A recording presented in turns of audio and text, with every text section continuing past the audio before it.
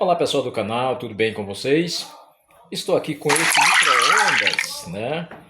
Esse micro-ondas aqui para mostrar para vocês o defeito desse micro-ondas Philco. Chegou aqui na assistência e ele está com um certo defeito. Eu vou ligar ele na tomada agora, vocês vão ver que ele acende o display, olha lá, acendeu o display.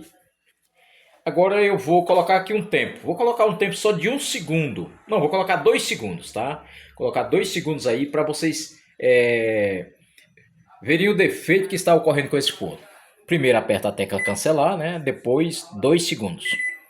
Eu coloquei 22, vou cancelar e colocar só 2 segundos. Por que eu coloco só 2 segundos? Porque é o seguinte, se tiver algum problema, como um curto, se eu coloco mais de 2 segundos, ele pode danificar outras partes do forno, né?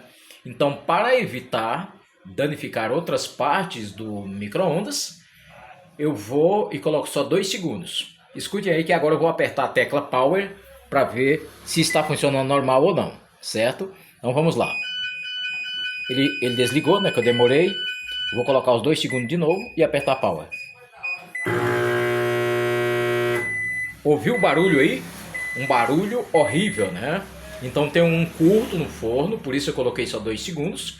E agora eu vou abrir esse forno e detectar esse defeito. Assim que eu encontrar o defeito, faço um novo vídeo e volto aqui falando para vocês qual era o componente que estava danificado, né? Ou componentes. Estarei trazendo um vídeo aqui explicando tudo direitinho e como resolver o problema, tá? Um abraço e até o próximo vídeo.